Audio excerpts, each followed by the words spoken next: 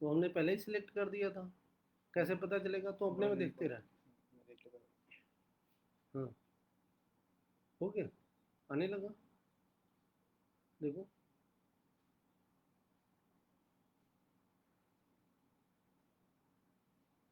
आ रहा है कि नहीं? ये कैमरा तो ले ही नहीं रहा है। ऐसा तो नहीं दोबारा करना पड़ेगा?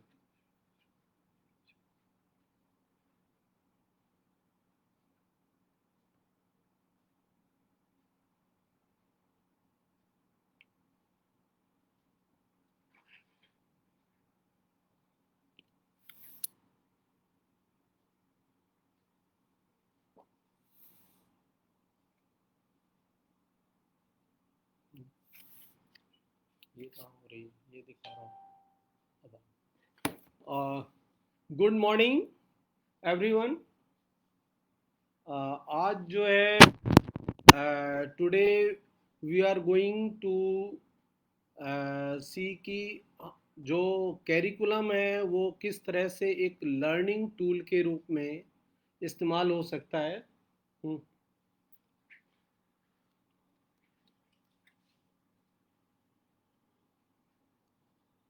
डीएलएड के जो प्रशिक्षु हैं उनके लिए 2014 में एक कैरिकुलम डिज़ाइन हुआ था। उसी को बेस बना करके आज ये एक प्रेजेंटेशन मैंने तैयार की है। और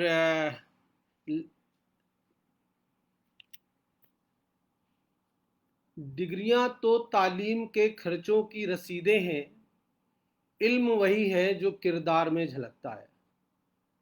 सो नाउ आपने देखा होगा कि बहुत सारे लोग हैं, बहुत सारी डिग्रियां हैं, लोग बीटेक कर लेते हैं और बाद में जब उन्हीं के घर में बिजली खराब होती है तो ये पता ही नहीं चलता है कि उसको कैसे ठीक किया जाए। Then they have to call a मिस्त्री, है ना, वो आके ठीक करता है। हम जो है छोटा सा जो है हमारा टूल बॉक्स होता है, वो जो है खराब हो जाता है तो हम उसको ठीक कराने के लिए फिर से मिस्त्री को बुलाते हैं। हम जो है जितनी भी डिग्रियां हासिल कर रहे हैं उसके रिस्पेक्ट में जो हमारा व्यवहार है, जो हमारी लर्निंग है, जो हमने सीखा हुआ है, वो जो है हमारे दैनिक जीवन में दिखाई नहीं देता है। हमने जो है अपनी लर्निंग को सिर्फ और सिर्फ नौकरी पाने के लिए सीमित रखा हुआ है। वो हमारे दिन प्रतिदिन के व्यवहार में झलकता नहीं है। नाउ द पॉइंट इज कि क्या झलकता है। सामान्य तौर पे जो चीज़ें हमें दिखाई दे रही हैं, जो जिस रूप में कोई भी व्यक्ति हमें देखता है, वो क्या होता है? वो हमें as a person, as a body देखता है कि हाँ ठीक है, हमने किस तरह से ड्रेसअप हुआ है, हमने किस तरह से ड्रेसअप किया हुआ है, हम किस तरह से बातचीत करते हैं, हम किस तरह से कपड़े पहनते हैं। ये चीज़ें सामान्य तौर पे जो हमारा फिजिक है, हमारा स्वास्थ्य है, ये सामान्य तौर पे दिखाई देता है। फिर दिखाई देता है हमारी पर्सनालिटी। ये जो पर्सनालिटी है ये डिपेंडेंट होती है लर्निंग पे। ये बताती है कि आपने कितना सीखा हुआ है जीवन में, आपने किन किन विषयों में की समझ विकसित की हुई है। जिन जिन चीज़ों की समझ आपको विकसित होगी वो चीज़ें आपकी पर्सनालिटी में दिखाई देनी शुरू हो जाएंगी। जिन चीज़ों को आपने सिर्फ रट्टा मारा हुआ है, जिन चीज़ों की समझ आप में विकसित नहीं हुई है, जिन चीज़ों को आपने सिर्फ एग्ज़ाम देने के लिए पढ़ा हुआ है, वो चीज़ें जो हैं आपको आपकी पर्सनालिटी में नहीं दिखाई देंगी। वो चीज़ें सिर्फ और सिर्फ बहुत सीमित समय के लिए, सीमित पर्पस के लिए आपके साथ हैं, और जैसे ही वो पर्पस खत्म हो जाता है वो चीज़ें आपको छोड़ देती हैं। जो चीज़ें आपने एग्ज़ाम पर्पस से रटी हुई हैं वो एग्जाम खत्म होते ही खत्म हो जाती हैं, वो बाहर आपके दैनिक जीवन में उनका प्रयोग जीरो हो जाता है, उनका लर्निंग आउटकम जीरो हो जाता है। आप उनको जो है दैनिक जीवन में आप अपने लिए या अपने परिवार के लिए उनका प्रयोग नहीं कर पाते हैं। तीसरी चीज जो झलकती है वो थोड़ी सी और इससे ऊपर की है, दैट इज स्पिरिचुअलिज्म। चिंतन, आप किस तरह से इस देश दुनिया को देखते हैं, किस रूप में समझते हैं, ये जो है लर्निंग का हायर लेवल है। तो ये जो है, ये जो चीजें हैं, ये आपको, यही आपकी जो है यही चीजें झलकती हैं। जैसे ही आप किसी से मिलेंगे वो इन्हीं तीन रूपों में आपको देखने की कोशिश करता है। इसमें जो पहला पॉइंट है आपकी बॉडी एंड हेल्थ, वो जो है हमारे इंटरेस्ट का, आज का जो टॉपिक है उसके इंटरेस्ट का नहीं है। स्पिरिचुअलिज्म का जो इशू है वो हमारे इंटरेस्ट का नहीं है। जो बीच का पार्ट है पर्सनालिटी, जिससे जो हमारी लर्निंग से बढ़ती है, उस पर हम लोग बातचीत करते हैं। ये कहाँ से आती है, कौन कौन से एरियाज हैं जहाँ से हमें सीखने को मिलता है, और ये हमारी समझ को इस लेवल पर ले जाता है कि हमारी पर्सनालिटी में परिलक्षित होने लगता है। सो पहली चीज आती है फैमिली। अगर जो है फैमिली के अंदर जो बातचीत होती है, जो विचार विमर्श होता है, जो क्रियाकलाप होते हैं, जो गतिविधियां होती हैं, वो हमारी लर्निंग का पहला स्रोत है। हम एज ए चाइल्ड से लेके एज एन एडल्ट तक, और इवन जब तक जो है हम लोग इस सृष्टि में हैं, हम जो है अपने परिवार से बहुत कुछ सीखते रहते हैं। हमारी, कहा गया है, mother is the first teacher.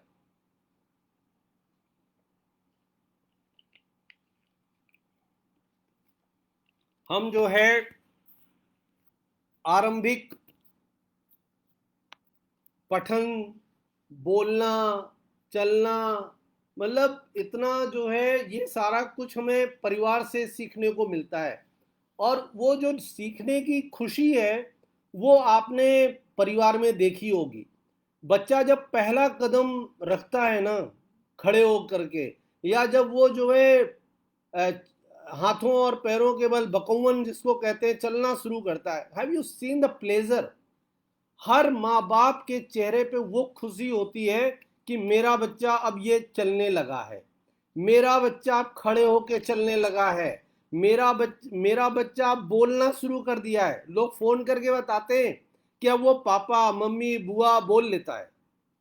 जब बच्चा अपने फुल सेंटेंसेस बोलना शुरू करता है कि मम चाहिए, है ना, पानी चाहिए को बोलता है मम चाहिए, तो ये जो लर्निंग है ना, ये जो उसकी पर्सनालिटी धीरे धीरे डेवलप हो रही है, ये लर्निंग खुशी देती है। जब भी जो है कोई लर्निंग होती है, चाहे हमें हो चाहे हमारे किसी परिवार के सदस्य को हो, वो हमें इमेंस प्लेजर देती है। अगर वो प्लेजर नहीं दे रही है तो लर्निंग नहीं होगी। वो इतनी खुशी देती है, हर छोटी छोटी लर्निंग्स खुशियां देती हैं। और हमने जीवन में देखा हुआ है कि परिवार में हमारा जो आरंभिक काल है वहाँ पे हर लर्निंग को लोग शेयर करते हैं। हमारे घर में कोई आता है तो तुरंत लोग कहते हैं मेरे मेरे बेटे को अब ABCD आती है, A to Z सुनाओ बेटा, है ना, पोयम सुनाओ बेटा।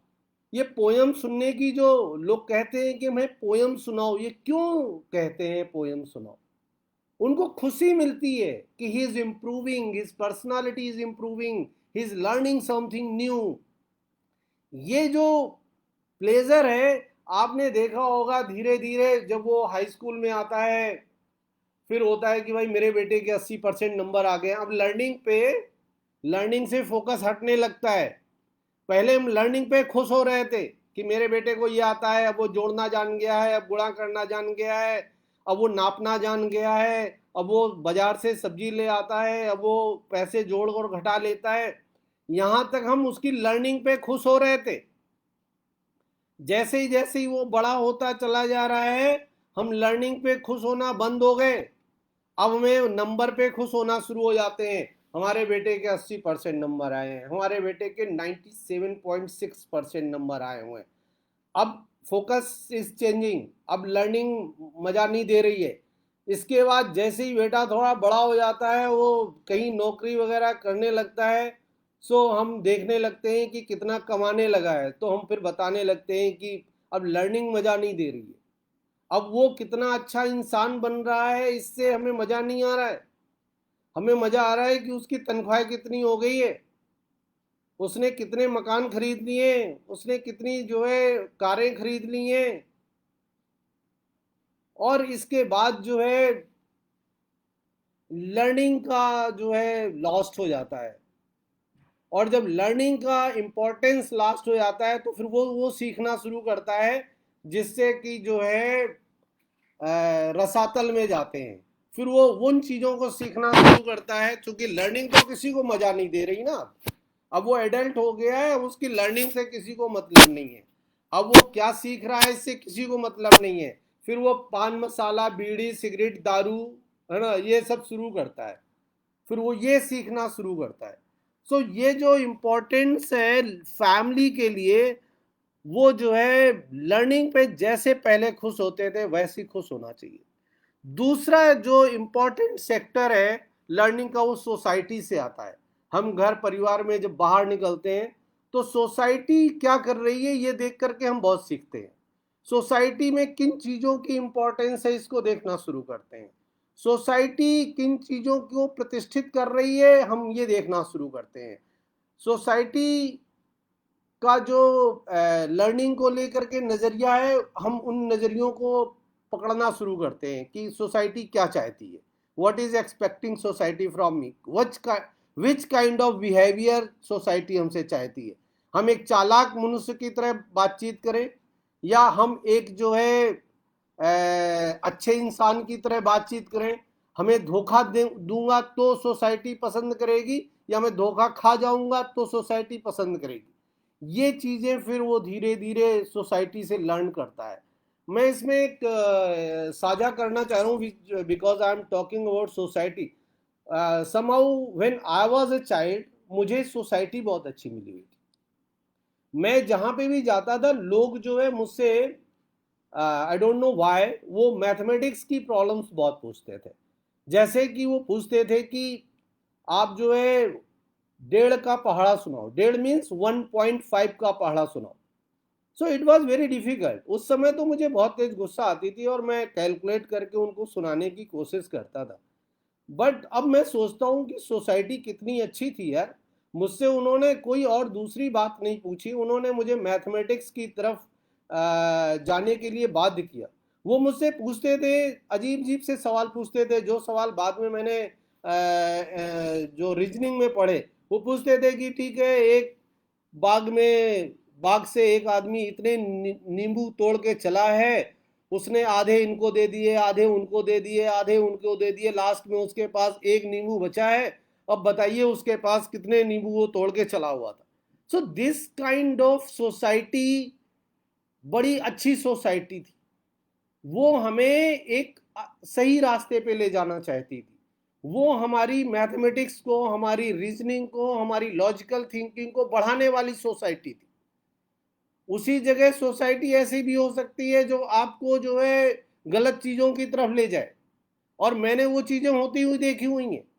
जो लोग, मैं एक बार फतेहपुर से गुजर रहा था, तो वहां पे लोगों ने मुझे बताया कि यहाँ पे गांव के किनारे, जो रेलवे लाइन के किनारे लोग रहते हैं, जो गांव हैं, वो अपने बच्चों को उकसाते हैं और कहते हैं, देखते हैं किसका ढेला, किसका पत्थर ट्रेन का शीशा तोड़ सकता है, ट्रेन का ग्लास तोड़ सकता है। ये भी लर्निंग है। अलग अलग सोसाइटी अलग अलग तरह की चीजें सिखाती है। तो सोसाइटी इज वेरी इंपॉर्टेंट। आप जिस सोसाइटी में रहते हो, वो आपके बच्चों को, आपके आपको वो कहाँ पे ले जाना चाहते हैं। अगर वो चाहते हैं कि नहीं, ये लर्निंग्स में इन्वॉल्व हो, ये अच्छे से अच्छी चीजें सीखें, अच्छे से अच्छे तर्क और वितर्क करें, तो वो जो है हमारी लर्निंग को इम्प्रूव करेगा। दूसरा है जो लास्ट जहाँ पे हम सीखते हैं वो स्कूल्स होते हैं, इंस्टीट्यूशंस होते हैं, यूनिवर्सिटी होते हैं, ये वो हिस्सा है जो इंस्टीट्यूशनलाइज है। ये बना ही इसी बात के लिए है कि हम बच्चों को सीखने और सिखाने की प्रक्रिया में ले जाएंगे। बट ये बहुत दुर्भाग्यपूर्ण है कि स्कूल, इंस्टीट्यूशंस, कॉलेजेस, यूनिवर्सिटी, यहाँ पे जो चीज़ें हम सीख रहे हैं, यहाँ पे जो कैरिकुलम है, यहाँ पे जो सिलेबस है, वो सिर्फ और सिर्फ हमें ले जाता है नौकरी पे। हम यहाँ पे अपने व्यवहार परिवर्तन के लिए, अपने स्किल को डेवलपमेंट करने के लिए हम नहीं इस्तेमाल करते हैं। यहाँ पे हम सिर्फ और सिर्फ नंबर पाना चाहते हैं, और वो नंबर पा करके हम एक अच्छी नौकरी पाना चाहते हैं, एक अच्छा व्यवसाय पाना चाहते हैं। यहाँ पे हम अपने स्किल्स को डेवलप नहीं करते हैं। शायद हमें ऐसा लगता है कि, और ना वहाँ पे टीचर्स करते हैं। टीचर्स का भी एटीट्यूड होता है कि how to get good marks, है ना। कोचिंग आप कर सकते हैं, आप जो है कोचिंग पढ़ा करके भी ज्ञान प्राप्त कर सकते हैं, ट्यूशन कर सकते हैं। लर्न वही करना है, लर्न उस कैरिकुलम को हिस्सा है जिससे आपकी पर्सनालिटी पे कोई फर्क नहीं पड़ने वाला है। सो ये जो इंस्टीट्यूशंस है, इनमें रीलुक करने की ज़रूरत है। यहाँ पे हमें फिर से ये सोचने की ज़रूरत है कि कैसे हम इस लर्निंग को उसकी पर्सनालिटी से जोड़ें, जो कि उसके साथ एक बार उसके साथ जुड़ जाए तो जिंदगी भर उसके जीवन व्यवहार में परिलक्षित होती रहे। So importance of learning. So learning is very important. Learning जो है आपका नॉलेज बढ़ाती है, आपकी कॉम्पिटेंसी बढ़ाती है, आपको जो है कॉम्पिटेंट बनाती है किसी काम को करने में। आपके पास जो स्किल सेट है, आपके पास जो कौशल हैं, वो जो है बढ़ाती है। वो जो है आपके फ्यूचर में, भविष्य में अपॉर्चुनिटी खोल देती है। जैसे मैं आपको बताऊं, when I was in high school, उससे पहले भी मुझे लगता था कि I have a lot of skills, और मुझे लगता था कि अगर मैं कुछ कर सकता हूं तो पता नहीं है what I will do. But मुझे टाइपिंग करना आता है, मैंने टाइपिंग सीख रखी हुई थी। मुझे लगता था मैं प्रेस कर लेता हूँ, सो मैं एटलीस्ट जो वाशरमैन वाला काम है, प्रेस करने वाला काम है, I can do and I can earn. I am not, मैं बेरोजगार नहीं हो सकता हूँ, मेरे पास ये स्किल है, और ये स्किल मैं बहुत अच्छे से परफॉर्म करता हूँ। मैं टाइपिंग बहुत अच्छी करता हूँ, तो अगर मुझे कोई जॉब नहीं मिलेगा, I won't get any job, और मैं इसके आगे नहीं भी पढ़ पाता हूँ, तो भी मैं जो है कचहरी में बैठ के टाइपिंग कर लूँगा। तो ये जो है आप क्या कर सकते हैं, ये आपकी कॉन्फिडेंस को बढ़ाता है। It gives you confidence that आपका जीवन सुरक्षित है, और अब आप आगे की स्किल के बारे में सोच सकते हैं, आप आगे की लर्निंग के बारे में सोच सकते हैं, आप भविष्य में सुरक्षित हैं, इसलिए आप अपने आप को और एक्सपेंड कर सकते हैं। ये जो है पर्सनल और प्रोफेशनल डेवलपमेंट के लिए बहुत अच्छी होती है। आप जो है जिस भी जैसे सपोज करो आप टीचर हो और आपको कंप्यूटर भी आता है, तो आप क्या है आईसीटी के माध्यम से टीचिंग कर सकते हो। अगर आपको जो है आर्ट एंड क्राफ्ट आती है, तो आप बच्चों को आर्ट एंड क्राफ्ट के माध्यम से पढ़ा सकते हो।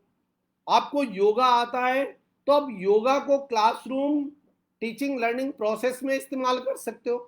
आपको पता है कि बच्चों का जो कंसंट्रेशन होता है वो हार्डली 10 मिनट के आसपास का होता है, और क्लास हमारी करीब आधा घंटे की होती है।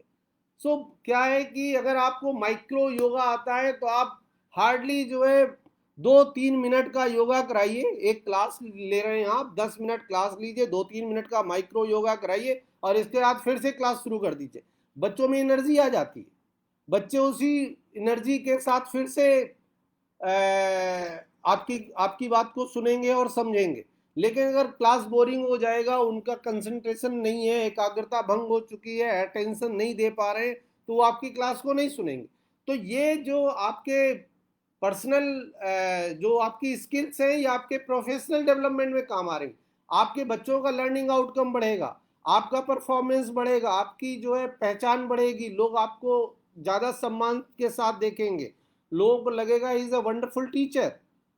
आपकी उस गांव में उस परिवार जो परिवार जुड़े हैं उनके साथ जो अधिकारी जुड़े हुए हैं और जो एकेडमिक एरिना के लोग जुड़े हुए हैं वो आपकी तारीफ करेंगे।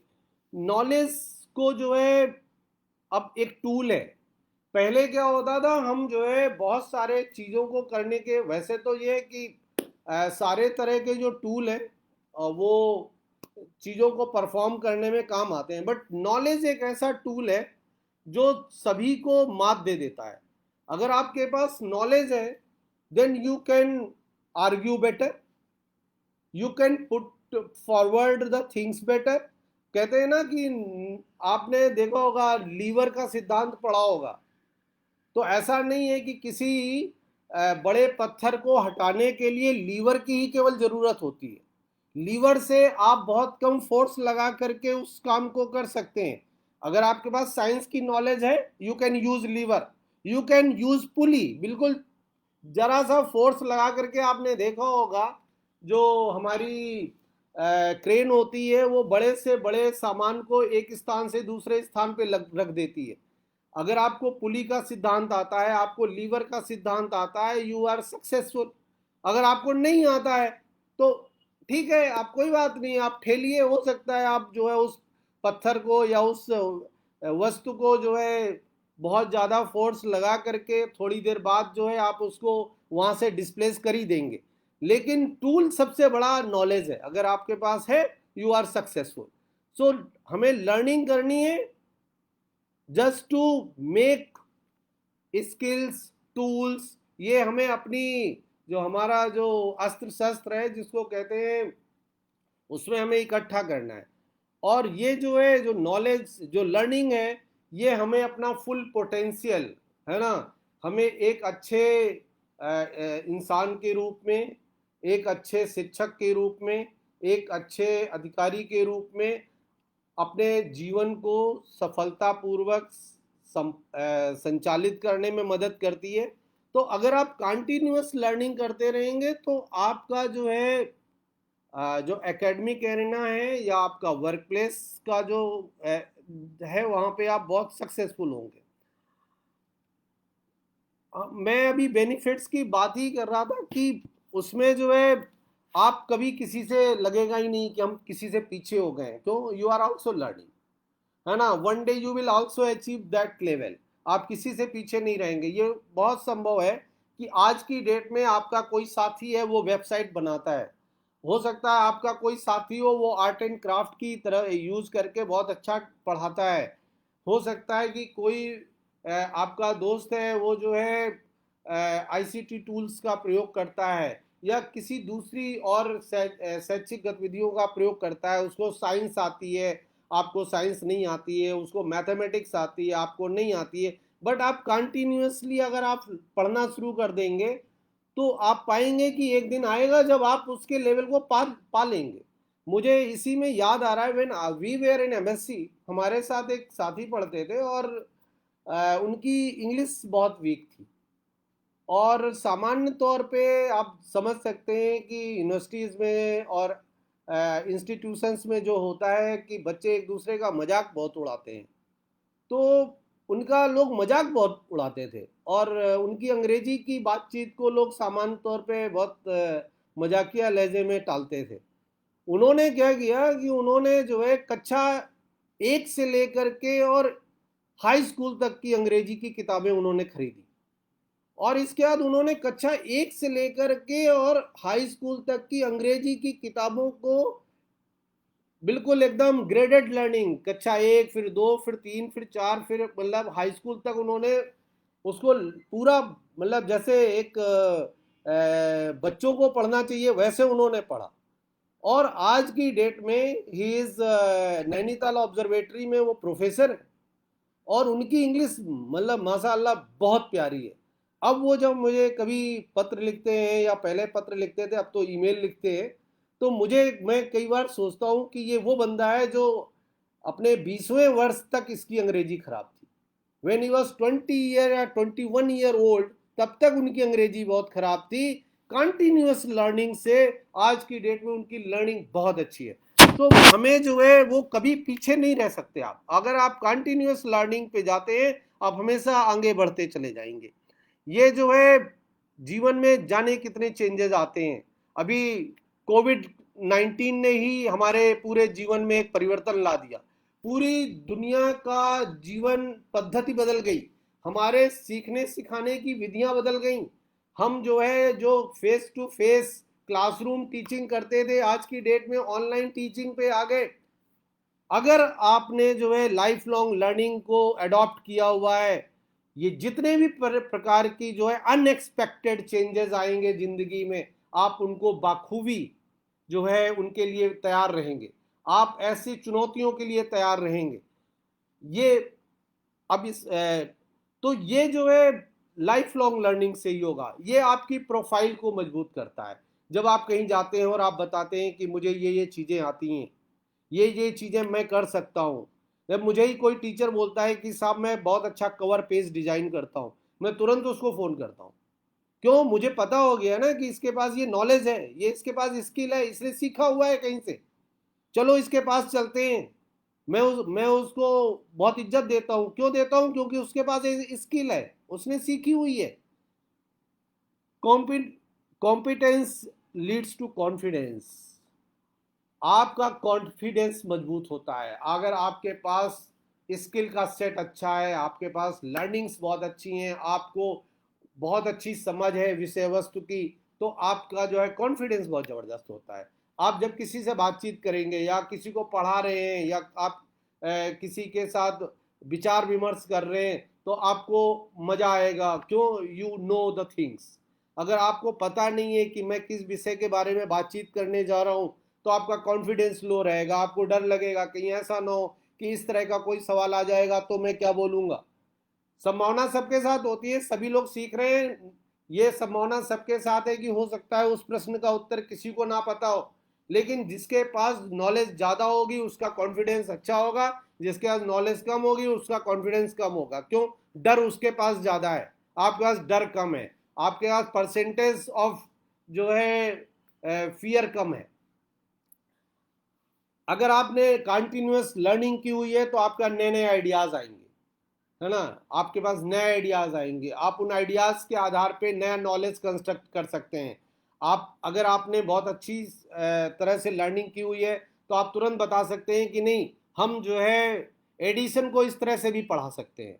अगर जो है नेत्रहीन बच्चे होंगे, दिव्यांग बच्चे होंगे, उनको हम एडिशन ऐसे पढ़ाएंगे। अगर जो है विजुअली हियरिंग इम्पेयर्ड बच्चे होंगे, उनके साथ हम जो है इस तरह की एक्टिविटी करेंगे उनको एडिशन सिखाने के लिए। अब ये आइडिया आपको आएगा तभी जब आपने लगातार लर्निंग की हुई है। ये आइडिया आपको इसलिए नहीं आएगा कि आपको जोड़ना आता है, जोड़ना सबको आता है, लेकिन पढ़ाना नहीं आएगा। आपको नया आइडिया आएगा ही नहीं, आपको लगेगा नहीं नेत्रहीन बच्चों को तो पढ़ाया ही नहीं जा सकता है, हियरिंग इम्पेयर्ड बच्चों को तो पढ़ाया ही नहीं जा सकता है, मेंटल जो डिसेबल्ड बच्चे होते हैं, लर्निंग डिसेबिलिटी के जो बच्चे होते हैं, जो इंटेलेक्चुअली चैलेंज्ड बच्चे होते हैं, आप कहेंगे इनको तो पढ़ाया ही नहीं जा सकता है। क्यों? क्योंकि आपके पास आइडिया नहीं आएगा। लेकिन अगर आपने टीचिंग लर्निंग प्रोसेस का जो है आपने गहन अध्ययन किया है, उस पर अपनी समझ विकसित की है कि बच्चे सीखते कैसे हैं, तो आप निश्चित तौर पे एक नया आइडिया निकालेंगे कि इन बच्चों के लिए तो हम जो नेत्रहीन बच्चे हैं उनको बजने वाली कोई चीज लेंगे। बजने वाली चीज से वो उनका कान तो खराब नहीं है ना, उससे मैं सिखा दूंगा। ये आपका जो है पर्सपेक्टिव चेंज कर देता है। जैसे अभी हम बात कर रहे थे, पहले तो आप कह देंगे कि नहीं नेत्रहीन बच्चे को नहीं सिखाया जा सकता है, इंटेलेक्चुअली डिसेबल्ड बच्चे को नहीं सिखाया जा सकता है। आपकी धारणा बदल देगा। अगर आपने लर्निंग अपनी समझ विकसित करने में फोकस किया है तो ये आपकी धारणा को बदल देगा। आप कहेंगे नहीं, इन बच्चों को सिखाया जा सकता है, इन बच्चों को इस तरह के तरीके से सिखाया जा सकता है, ये काम इन बच्चों के साथ भी किया जा सकता है। सो ये जो है धारणा आपकी बदल जाएगी। बहुत बार होता है कभी किसी ने सोचा ही नहीं था, कि क्या कभी हम लोग ऑनलाइन पढ़ेंगे? कोई ऑनलाइन क्लास नहीं चली हुई थी। कभी किसी ने सोचा भी नहीं था कि हम लोग जो है फेस टू फेस एक दूसरे को देख करके बात कर रहे होंगे, व्हाट्सएप कॉलिंग कर रहे होंगे। लेकिन इसी टेक्नोलॉजी ने, इसी लर्निंग ने, कुछ लोगों की लर्निंग ने इसको जो है कुछ लोगों की लर्निंग ने जो है उसको मूर्त रूप में परिवर्तित कर दिया। आज की डेट में हम सब लोग जो है टेक्नोलॉजी के प्रयोग से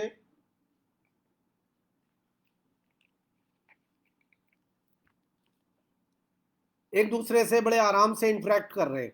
तो हमारी धारणा बदल रही है। जो चीज हम सोच रहे थे कभी नहीं हो सकता है, वो होता हुआ दिखाई दे रहा है। एक क्रेन उठा के बड़ी बड़ी पत्थर की चीजों को एक स्थान से दूसरे स्थान पे रख रही है। कैसे रख रही है? वो लर्निंग है, किसी ने सीखा हुआ था कि कैसे पुली का प्रयोग करेंगे और कैसे उसको इंप्लीमेंट कर देंगे कि जो है कम फोर्स लगाने पे भी भारी चीज उठ के एक स्थान पे दूसरे स्थान पे चली जाएगी। पर्सपेक्टिव चेंज कर देता है। और ये हमें जीवन में आगे बढ़ने के लिए, जीवन में आगे बढ़ने के लिए हमें प्रेरित करता है।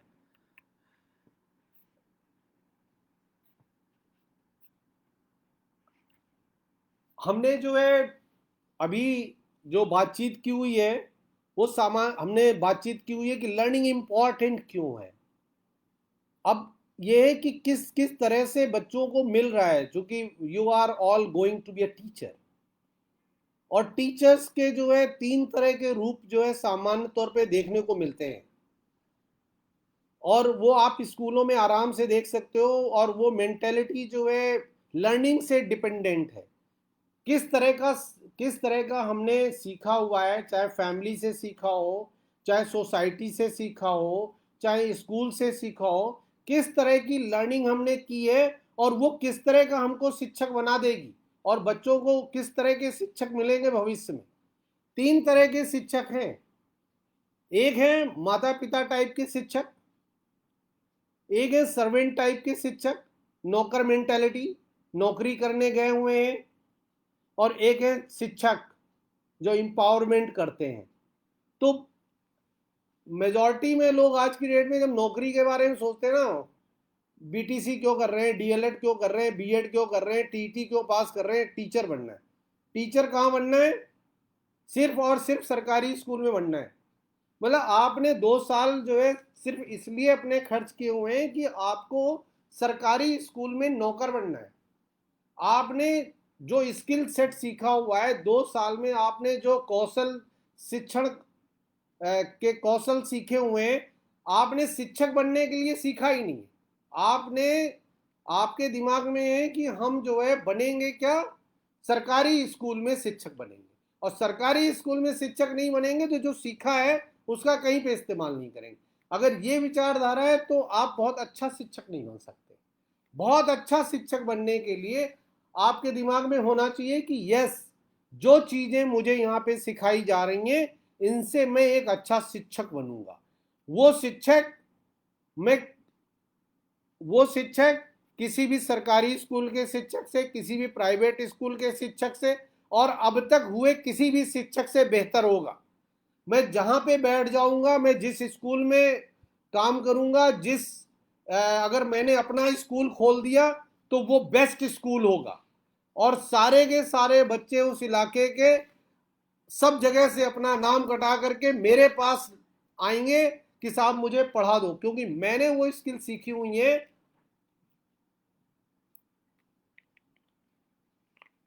जो कि एक शिक्षक में होनी चाहिए। तो मेरा आप लोगों से जो अनुरोध है वो ये है कि यहाँ पे जब आप डाइट में हैं या किसी प्राइवेट बीटीसी कॉलेज में हैं, तो आप अपनी टीचिंग स्किल्स को इस तरह से जो है इस तरह से डेवलप कीजिए, इस तरह से अर्जित कीजिए इन कौशल्स को कि आप जहाँ पे भी रहें एक अच्छे शिक्षक के रूप में जाने जाए। आप जो है सिर्फ सरकारी नौकर ना हो, क्योंकि सरकारी नौकर टाइप के जो शिक्षक होते हैं वो सिर्फ मजबूरी में काम करते हैं। जितना कहा जाता है उतना काम करते हैं। किसी ने कहा कि भाई आज तो जो है पल्स पोलियो कार्ड स्कूल खुलना है तो खोल दिया। किसी ने बोला कि अब तो जो है बीएलओ ड्यूटी करनी है, वो कर दी।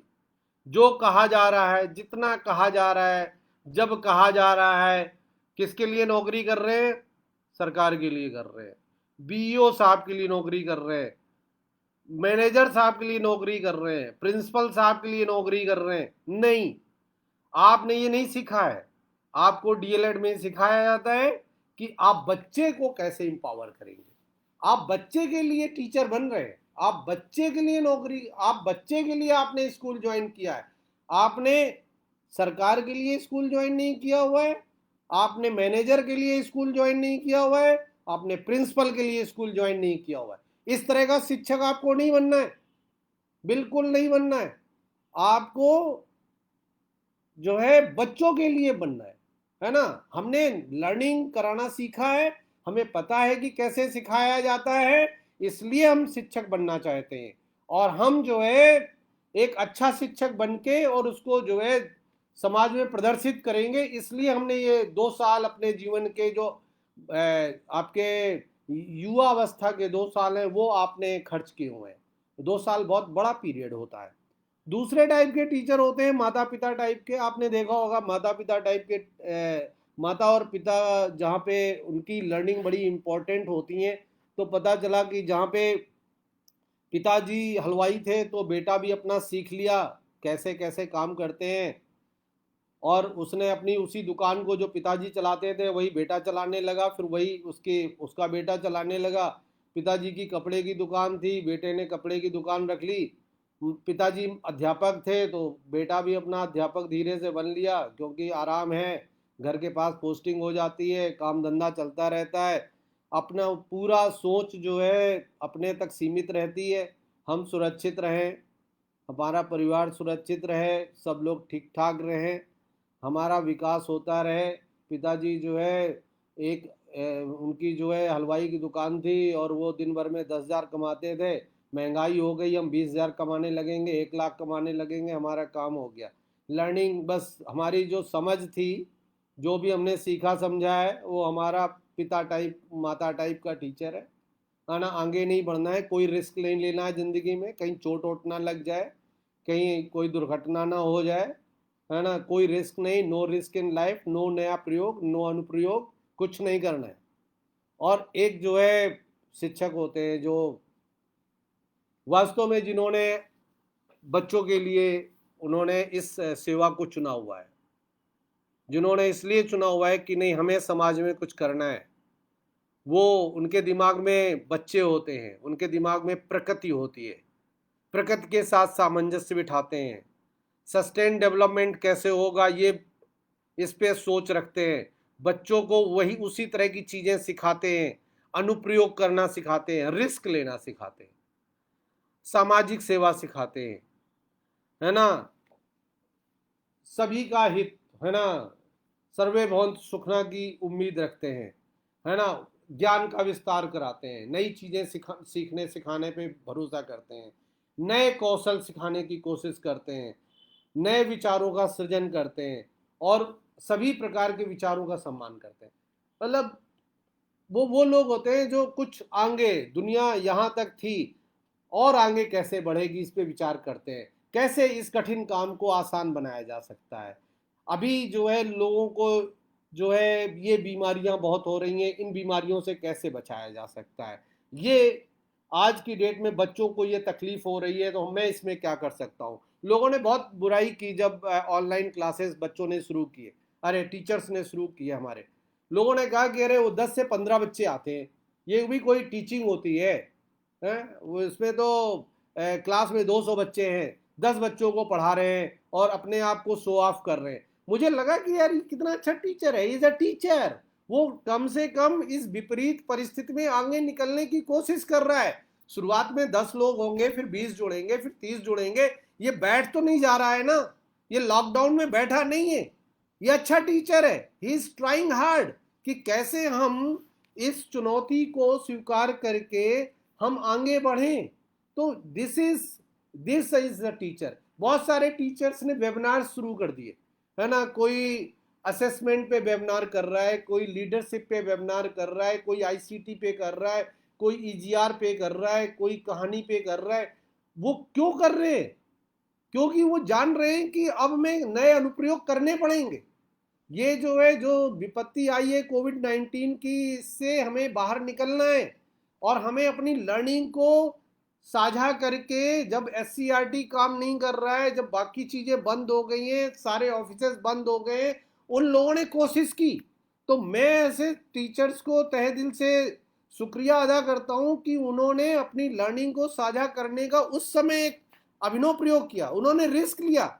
लोगों ने उनको, बहुत सारे लोगों ने उनको बोला कि शो ऑफ कर रहे हैं, बट मुझे लगता है नहीं, उन्होंने शो ऑफ नहीं किया, उन्होंने उस चुनौती को लिया और उस चुनौती से बाहर निकलने का हमें मार्ग प्रशस्त किया। So these are the teachers, ये टीचर है। ये नहीं है कि क्या करेंगे, बैठते हैं, जब लॉकडाउन खत्म होगा तब देखा जाएगा, जब स्कूल खुलेगा हमारा क्या जाता है, हमारा घर सुरक्षित रहना चाहिए, परिवार सुरक्षित रहना चाहिए, हमें क्यों किसी को टाइम देना है। इन सारी चीज़ों से बाहर निकल के जो है इन टीचर्स ने काम किया। सो दिस इज द थिंग, जो कि ये चीज है जो कि अच्छा टीचर बनाती है। अब जो है मैं आपसे साझा करता हूं, क्योंकि हमने जो है आपको एक अच्छा टीचर बनाने के लिए क्या किया होगा। हमने जो है, ये मेरे एससीईआरटी में आने का पहला प्रोजेक्ट था। मैंने जब एससीईआरटी 2013 में ज्वाइन किया था, तो मुझे आपका कैरिकुलम डिजाइन करने का काम मिला हुआ था, और जब मुझे मिला हुआ था तब मुझे कैरिकुलम का स्पेलिंग भी पूरी नहीं आती थी। मुझे कैरिकुलम सी से शुरू होता है कि के से शुरू होता है ये भी नहीं पता था, क्योंकि मैंने उससे पहले कभी काम ही नहीं किया हुआ था।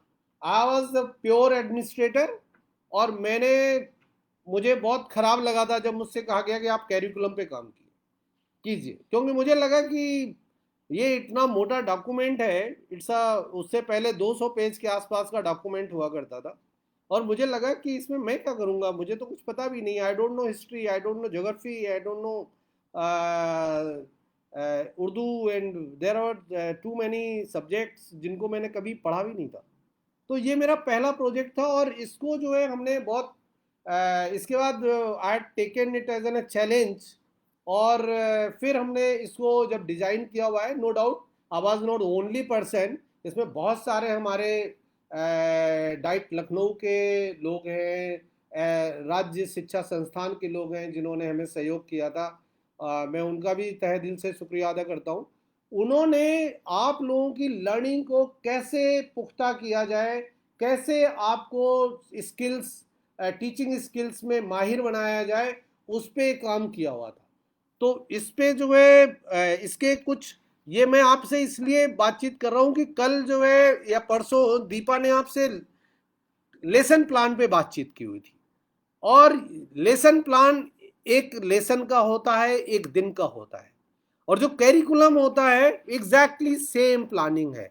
जो लेसन प्लानिंग है वो एक लेसन की है, एक दिन की हो सकती है, कैरिकुलम प्लानिंग पूरे कैरिकुलम की होती है। एक पूरे 2 साल में क्या करने वाले हैं, कब करने वाले हैं, कैसे करने वाले हैं, कब शुरू करेंगे, कितने घंटे देंगे, वो सारा कुछ तय करते हैं। 4 सेमेस्टर में करेंगे, 2 साल में होंगे ये चारों semester.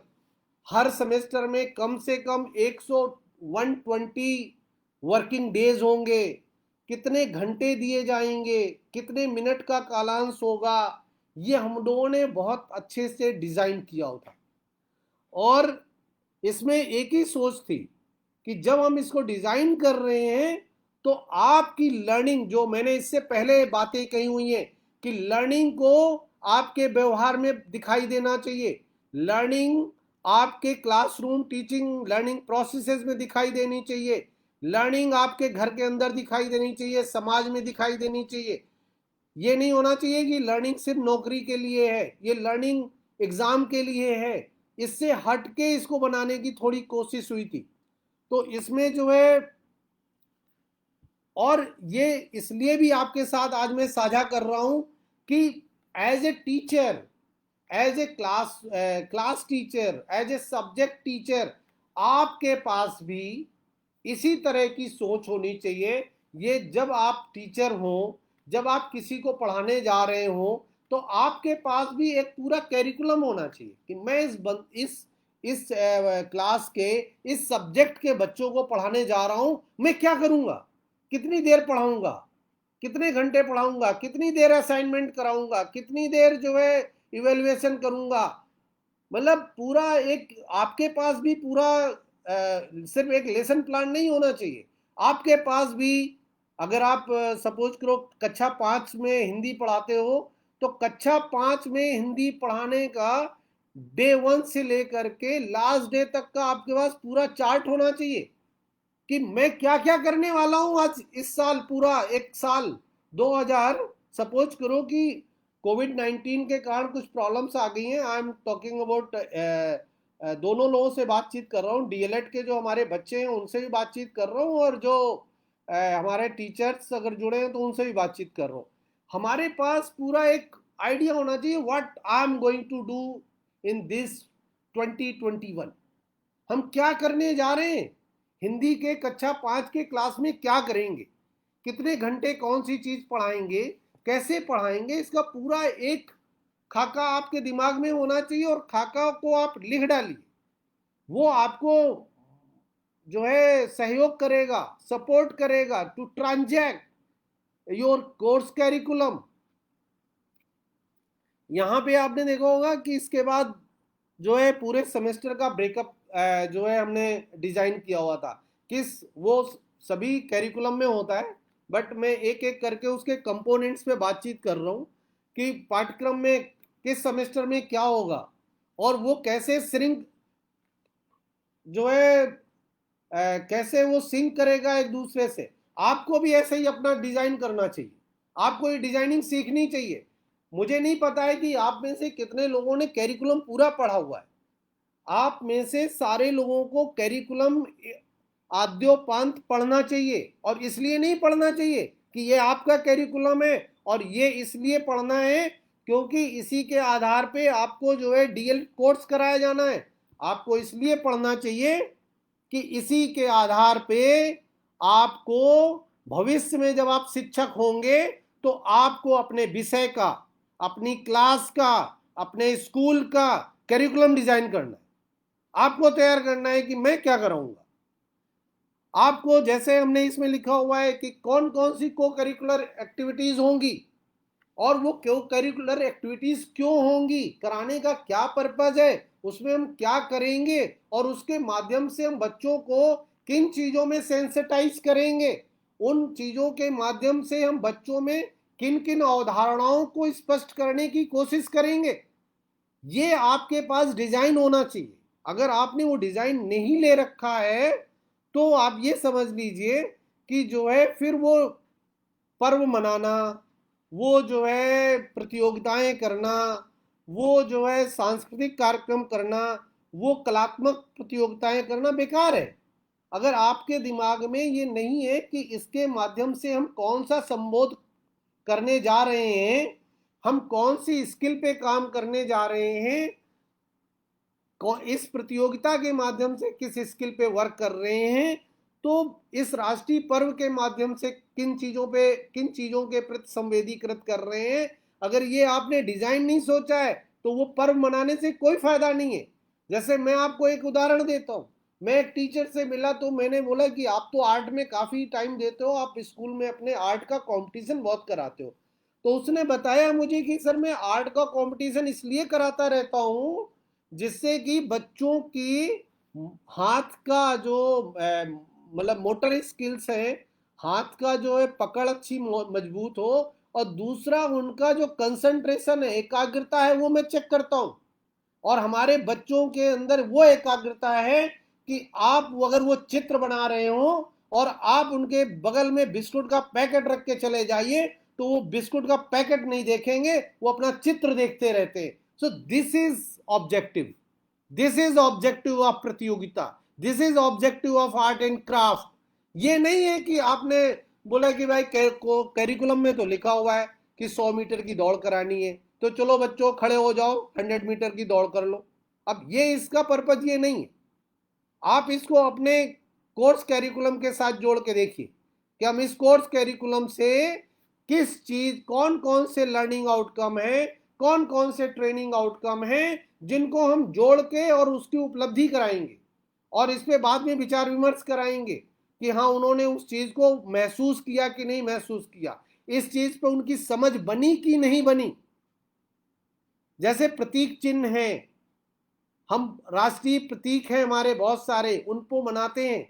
And I was listening one of the, हमारे देश के बहुत विद्वान लीडर है, मैं एक दिन उनको सुन रहा था और उन्होंने प्रतीकों का प्रयोग कैसे किया जाता है, प्रतीकों के प्रयोग से किस तरह से लर्निंग कराई जाती है, वो उन्होंने जब मुझे बताया तो मतलब इवन बिफोर दैट मैंने ये नहीं सोचा था कि प्रतीकों का प्रयोग लर्निंग में कैसे किया जा सकता। सो आपको ये जो सेट ऑफ को करिकुलर एक्टिविटीज के नाम पे जो दिया हुआ है, इसको आप हल्के में मत लीजिए, इसको देखिए और इसके माध्यम से सोचिए कि जब मैं टीचर होऊंगा तो मैं क्या करूंगा।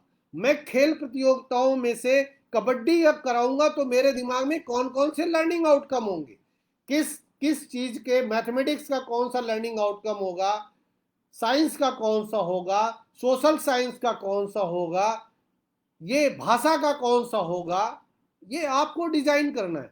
और अगर आपने डिजाइन कर लिया है तो आप ये समझ लीजिए you are going to create excellent teacher, excellent students, excellent civilians for this country. Why should we go through this curriculum? मैंने आपको बताया अभी कि आपको अपना एक कैरिकुलम तैयार करना है। कैरिकुलम एक बड़ा हिस्सा, कैरिकुलम एक बिगर सेट है, जिन्होंने सेट और सबसेट को समझते होंगे, एक बिगर सेट है और उसी के अंदर एक छोटा सा सेट होता है सिलेबस का। और सिलेबस जो है वो चीज़ें बताता है जो कि जो है हमें उस दौरान पढ़नी होती हैं, जिन चीज़ों के थ्रू जो है हमारे उसमें कंटेंट आता है। अगर साइंस का जो है सिलेबस है या मैथमेटिक्स का सिलेबस है तो हम लोग उसमें तय कर लेते हैं कि हम इसमें जोड़ना भी बताना है, घटाना भी बताना है, भिन्न बताना है, प्रतिशत बताना है। लेकिन ये भिन्न और प्रतिशत जो है, ये जो निकालना बताना है, ये जो है मैथमेटिकल प्रोसेस को स्ट्रेंथन करने के लिए बताना है। ये प्रतिशत सिर्फ नहीं सिखाना है, प्रतिशत निकालना नहीं सिखाना है, मैथमेटिकल माइंड सेट करना है। बच्चा मैथमेटिक्स के एंगल से हर चीज को देखना शुरू करे। अगर वो किसी स्कूल में आपने ये चीज पढ़ाई हुई है, मैं आप परसेंटेज पढ़ाते हो, बच्चे को परसेंटेज पढ़ाते ही उसके दिमाग में तुरंत ये तो कंटेंट है, परसेंटेज पढ़ाना, पढ़ाने का तरीका, कैरिकुलम पे जब आप जाएंगे तो होना क्या चाहिए, पढ़ाते पढ़ाते आपको बच्चे को इस माइंडसेट पे लाना है कि उसको तुरंत लगे कि मेरे क्लास में 20% गर्ल्स हैं, मेरे क्लास में 50% लोगों ने रेड टी शर्ट पहन रखी है, मेरे स्कूल में 20% बच्चे आज एब्सेंट हैं, या आज जो है मैं जब खेल के मैदान में पहुंचा तो मेरे 20% साथी अभी नहीं आए हुए।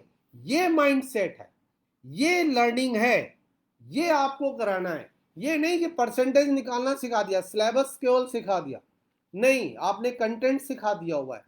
दूसरा, उसके सिलेबस में बहुत सारे कंपोनेंट होते हैं, उसमें इवेल्युएशन भी है, रिसोर्सेज भी हैं, कैसे कैसे उसको कंप्लीट कराना है, उसके कुछ कुछ पार्ट होते हैं। और असली चीज़ है स्ट्रैटेजीज, कैसे हम उस माइंडसेट में ले आएंगे। अगर आप विज्ञान पढ़ा रहे हैं तो बच्चे को हर चीज़ में विज्ञान दिखाई देनी चाहिए।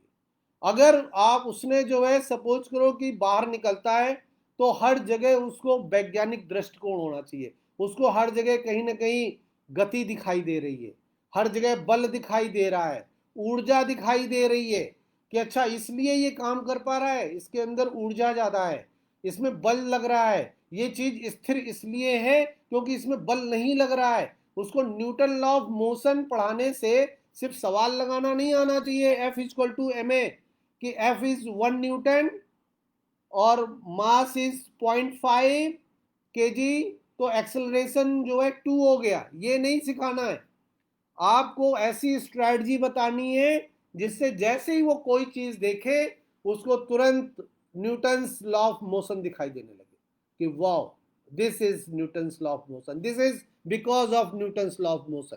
तो ये जो कैरिकुलम है ये होलिस्टिक है, ये आपको लर्निंग आउटकम अचीव कराता है, ये आपकी जो है थॉट प्रोसेस को जो है उस सब्जेक्ट से सब्जेक्ट में पिरो देता है।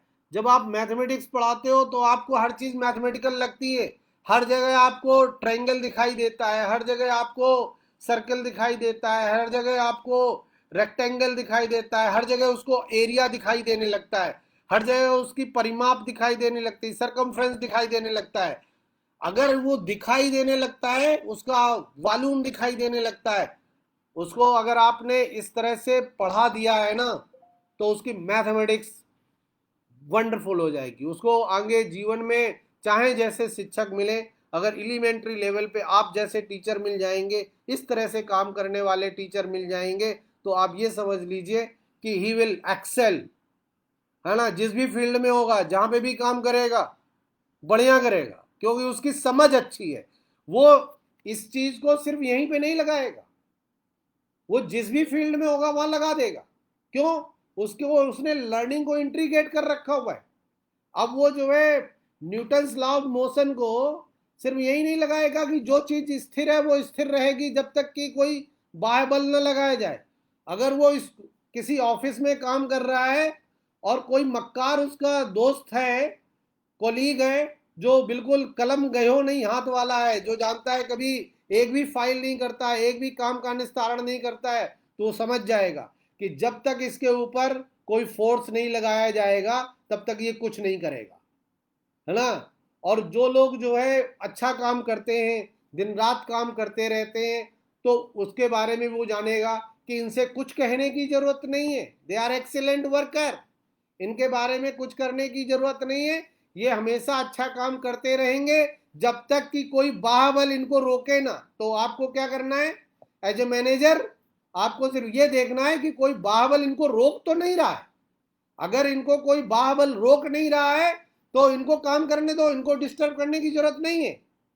तो ये जो है न्यूटन्स लॉ ऑफ मोशन, जो first law of Newton's motion का है, वो सिर्फ यहीं पे नहीं है कि जो है फिजिक्स में काम आएगा, वो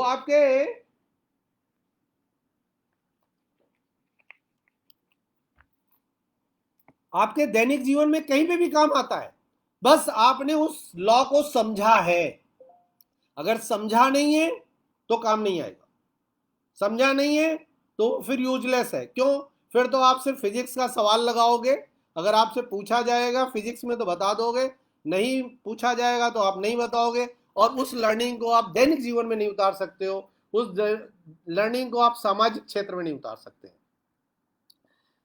कंपोनेंट ऑफ कैरिकुलम है ये, सब थ्योरेटिकल चीज़ें हैं, है ना। आप लोगों ने पढ़ी होंगी, so I am skipping it, है ना। मोटा मोटा जो डिफरेंस है we have already talked about it. यहाँ पे जो हमने कोशिश की हुई थी, जिसपे हम अपने कैरिकुलम पे इसीलिए बातचीत कर रहे हैं, ये आपको पढ़ना बहुत ज़रूरी है। मैं फिर से कह रहा हूँ, क्योंकि इसको जब लिखा गया था तो उसके लिखने के पीछे बड़े कारण हैं।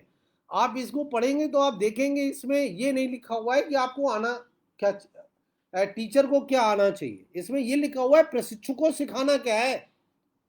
गणित की विषय वस्तु को परिवेश में उपलब्ध संसाधनों, सामग्रियों, बच्चों की गतिविधियों के माध्यम से प्रस्तुत करने में प्रशिक्षित करना। आपको गुणा, भाग, जोड़, घटाना, प्रतिशत निकालना ये नहीं सिखाने के लिए यहाँ पे हम डीएलएड में हमारा काम है। हमारा काम है कि उस विषय वस्तु को आप कैसे ट्रांजैक्ट करेंगे, उस विषय वस्तु को आप कैसे कक्षा शिक्षण में उतारेंगे, इन कौशलों में आपको पारंगत करना है। ये नहीं है कि हमने आपको जो है मैथमेटिक्स सिखाने के लिए, यहाँ पे मैथमेटिक्स तो आपको जितनी सीखनी थी वो K2 और ग्रेजुएशन तक आपने सीख रखी हुई है, इसमें आपको पारंगत करने की कोई जरूरत नहीं है, यू ऑल नो। लेकिन अब ट्रांजैक्ट कैसे करना है उस पर बातचीत करनी है ना। जैसे इसमें लिखा हुआ है प्रशिक्षु से विषय से संबंधित टीएलएम गतिविधि, कंप्यूटर गेम, पजल तैयार कराना। ये कैसे तैयार होती हैं इसमें आपको प्रशिक्षित करना है। हाउ टू इनोवेट, नई नई चीजें कैसे बना सकते हैं बच्चों के लिए। बच्चों का जो है जैसे ही सेट बदलता है, बच्चों के प्रकार बदलते हैं, अगर विभिन्न विभिन्न स्तर के बच्चे आते हैं आपके पास, तो आप कैसे उनमें डिफ्रेंशिएट करके अपनी टीचिंग लर्निंग प्रोसेस को बदलेंगे, ये सिखाने के लिए ये कैरिकुलम है। ये कैरिकुलम इस बात के लिए नहीं है कि हम आपको मैथमेटिक्स पढ़ाएंगे, हम आपको यहाँ पे कक्षा 1 से लेकर के और कक्षा 8 तक की मैथमेटिक्स पढ़ाएंगे। नो डाउट पढ़ाते समय हम उन्हीं संदर्भों को, उन्हीं विषय वस्तुओं का प्रयोग करते हैं, क्योंकि पढ़ाने के लिए, किसी चीज को दिखाने के लिए नो डाउट हमें जो है उन चीजों का प्रयोग करते हैं, लेकिन उद्देश्य प्रतिशत पढ़ाना नहीं है। उद्देश्य है कि आप प्रतिशत किन किन तरीकों से अपने बच्चों के बीच में ले जा सकते हैं, अलग अलग स्तर के बच्चों के साथ किस किस तरह के अनुप्रयोग करने। कुछ अनुप्रयोग हम सिखाएंगे और कुछ अनुप्रयोग आपको अपने लर्निंग से नए आइडियाज निकालने। This is the objective of this curriculum. और इसीलिए मैंने कहा कैरिकुलम आद्योपांत पूरा पढ़िए, और इसलिए पढ़िए कि आपको भी एक कैरिकुलम बनाना है और अपने बच्चों के लिए बनाना है। जब आप एक टीचर होंगे, आप बता सके, और आप इवन आप इस कैरिकुलम की में आप जो है बता सकें कि साहब इस कैरिकुलम में ये खराबी है, इस कैरिकुलम में ये चीजें और होनी चाहिए। I always like criticism. बहुत अच्छी बात है कि आप हमें, आपने भी बहुत पढ़ा हुआ है, सो आप, आपका ज्ञान जो है नो डाउट हम लोगों जैसा ही है, क्योंकि आपने भी ग्रेजुएशन करके आए हो, तो आप भी बता सकते हैं कि साहब इसमें ये चीज़ और जोड़ी जानी चाहिए, या ये चीज़ हटाने योग्य है, अब ये रिडंडेंट हो गई है। इसी तरह से विज्ञान में आप देखेंगे तो उसमें बिल्कुल उन्हीं चीज़ों को रखा गया हुआ है। प्रशिक्षु को दैनिक जीवन की गतिविधियों, घटनाओं के माध्यम से वैज्ञानिक संकल्पनाओं को प्रस्तुत करने में सक्षम बनाना। वैज्ञानिक संकल्पनाओं को प्रस्तुत करने में सक्षम बनाना। आपको वैज्ञानिक संकल्पनाएं पढ़ाने के लिए ये कोर्स नहीं, ये कोर्स है उन संकल्पनाओं को प्रस्तुत करने में सक्षम बनाना। अगर क्रिया प्रतिक्रिया का नियम पढ़ाना है तो कैसे कैसे हम इसको प्रस्तुत करेंगे, और ये प्रस्तुत करना इंट्रीग्रेटेड है। एक तो विज्ञान में करेंगे, फिर दूसरे विषयों में करेंगे, और कौन कौन सी क्रिया प्रतिक्रिया की घटनाएं इतिहास में होती रही हैं, कौन कौन सी क्रिया प्रतिक्रिया की घटनाएं भूगोल में देखी गई हैं, कौन सी क्रिया प्रतिक्रिया की घटनाएं हमारे साहित्य में हैं। तो ये जो चीजें हैं, ये जो लर्निंग है, जो मैं आपसे कह रहा हूं, हमें सीखना है, अपनी समझ को विकसित करना है, ब्रॉडेन करना है, ये हमारा कैरिकुलम का हिस्सा है। और इसी तरह से हिंदी में भी है कि हमें जो है ये नहीं करना है कि जो है हिंदी पढ़ानी नहीं है। आप बहुत हिंदी पढ़ के आए हुए हैं, आपकी जो है भाषा बहुत अच्छी है, आप ग्रेजुएट हैं, हमें जो है आपको इस तरह से प्रशिक्षित करना है कि आप हिंदी विषय के अंदर जो रस है, जो आनंद है, वो आप बच्चों को महसूस करा सको, उनको उससे जोड़ सको, उनको इंगेज कर सको, उनको आनंद की पूर्ति करा सको। ये है ऑब्जेक्टिव हमारा।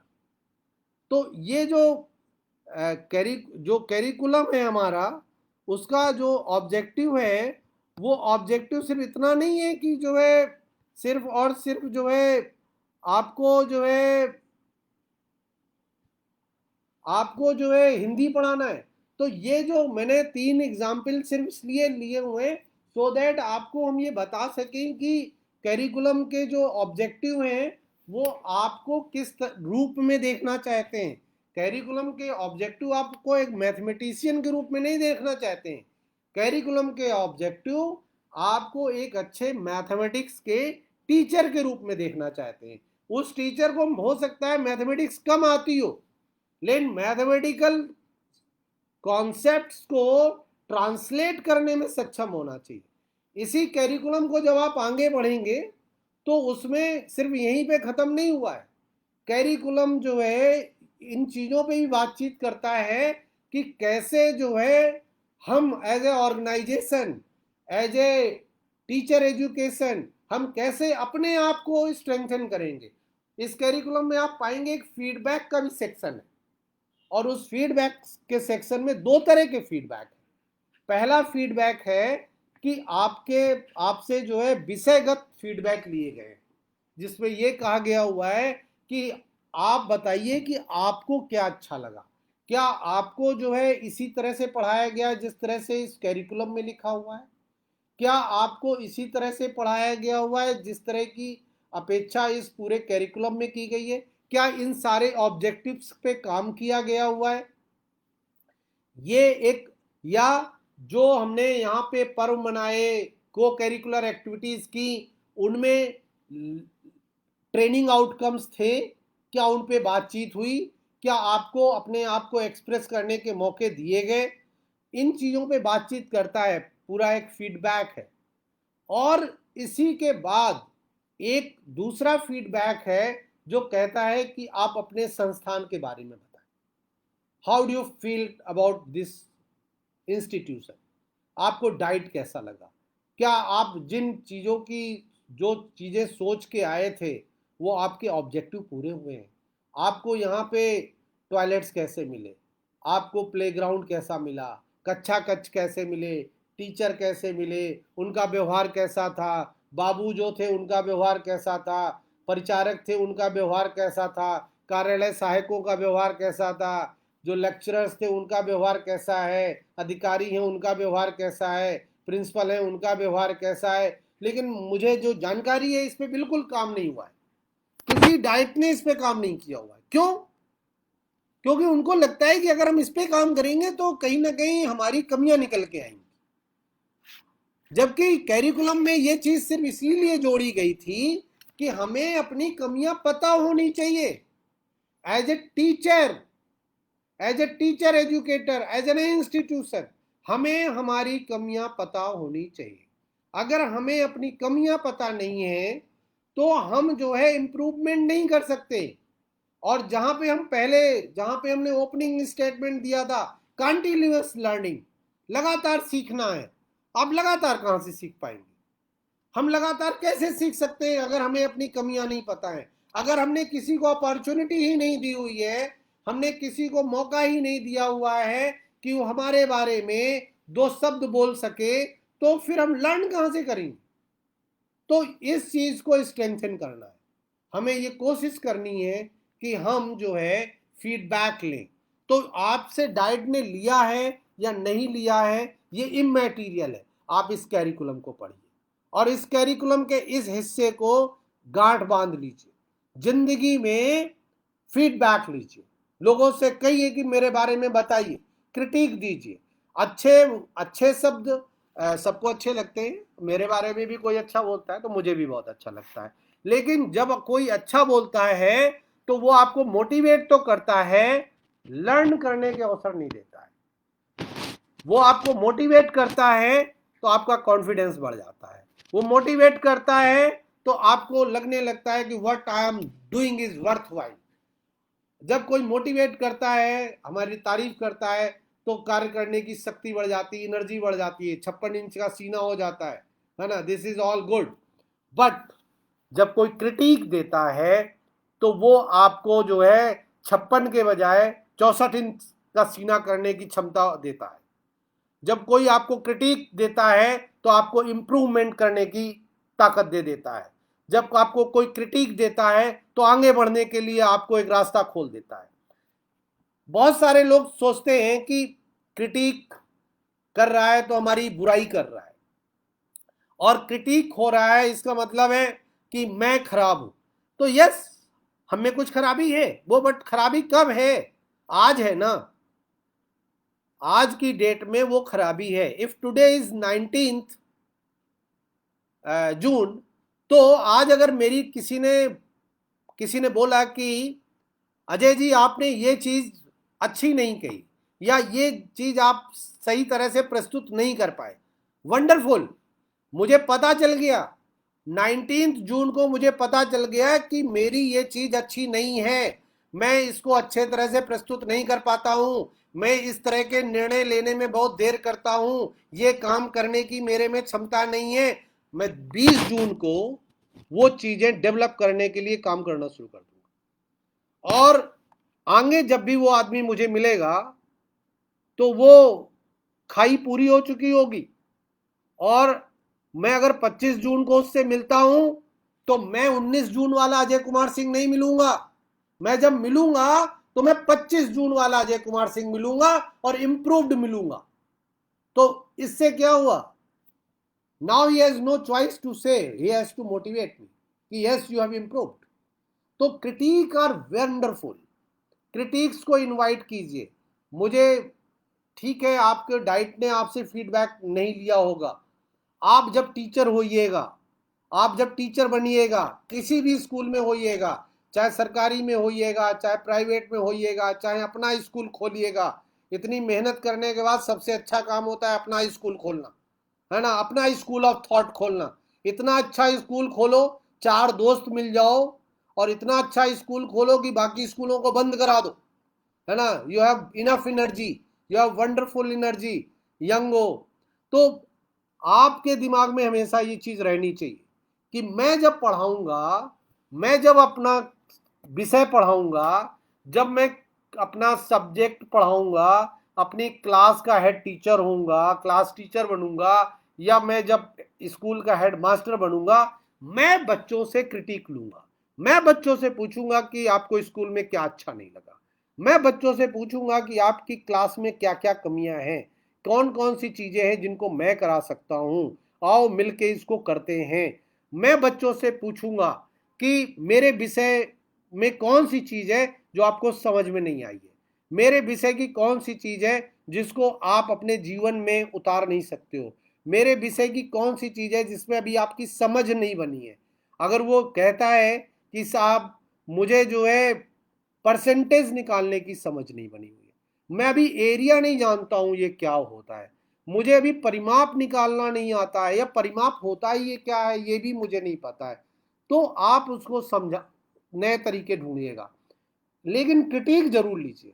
आप क्रिटिक लेकर के वो काम कर सकते हैं जो आप तारीफ लेके नहीं कर सकते हैं। आप डे बाय डे इंप्रूव करेंगे, डे बाय डे आगे बढ़ेंगे और एक बेहतर टीचर बनेंगे। I think I have taken enough time and पता नहीं more than enough. So thank you all for listening me. And मुझे पता है आप लोगों ने चैट बॉक्स पे बहुत सारे चीज़ें लिखी हुई होंगी, बट मैं उनको अभी नहीं देख पाया हूँ। अगर आपने क्रिटिक लिखे होंगे, वंडरफुल। मैं आप लोगों से ये ज़रूर कहूँगा कि आप क्रिटिक ज़रूर लिखें। You just write few words जिन पे हमें इम्प्रूव करना है, अजय कुमार सिंह को इम्प्रूव करना है। आपको ये भी लिखना चाहिए जहाँ पे आपको लगता है कि डाइट्स को इम्प्रूव करना चाहिए, वो भी आप लिखिए। जहाँ पे आपको लगता है एससीईआरटी को इम्प्रूव करने की आवश्यकता है, वो भी आप लिखिए। और मैं आपको भरोसा दिलाता हूँ कि I will try my best to improve the things. And thank you all. So thank you.